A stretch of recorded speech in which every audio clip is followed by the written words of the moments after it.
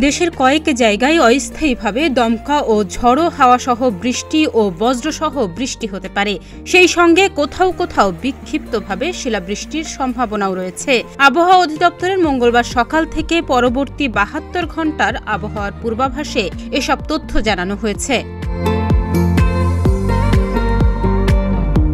এক বিজ্ঞপ্তিতে আবহাওয়া অধিদপ্তরের পক্ষ থেকে জানানো হয়েছে, লঘু চাপের বর্ধিত অংশ পশ্চিমবঙ্গ থেকে বাংলাদেশের দক্ষিণাঞ্চল হয়ে উত্তর পশ্চিম বঙ্গোপসাগর পর্যন্ত বিস্তৃত রয়েছে।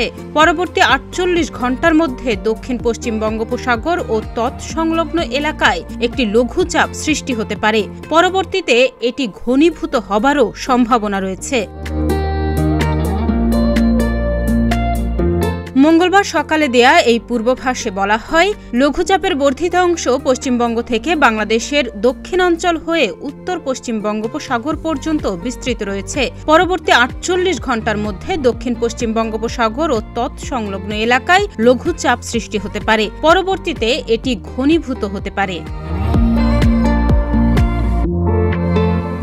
এ অবস্থায় মঙ্গলবার সকাল ৯টা থেকে পরবর্তী ২৪ ঘণ্টায় রংপুর ও রাজশাহী বিভাগে দিনের তাপমাত্রা ১ থেকে ২ ডিগ্রি সেলসিয়াস হ্রাস পেতে পারে।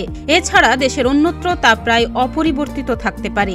সারা দেশে রাতের তাপমাত্রা সামান্য বৃদ্ধি পেতে পারে। তবে এ সময়ে রংপুর, রাজশাহী ও ময়মনসিংহ বিভাগের অনেক জায়গায় এবং ঢাকা, খুলনা, বরিশাল, চট্টগ্রাম, সিলেট বিভাগের ২-১ জায়গায় বজ্রসহ বৃষ্টি হতে পারে।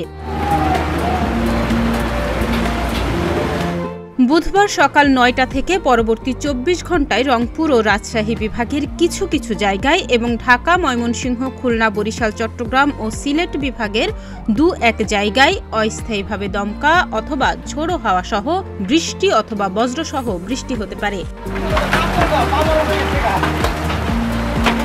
এছাড়া বৃহস্পতিবার সকাল ৯টা থেকে পরবর্তী ২৪ ঘণ্টার পূর্বাভাসে বলা হয়েছে, সারা দেশে দিন ও রাতের তাপমাত্রা সামান্য বৃদ্ধি পেতে পারে।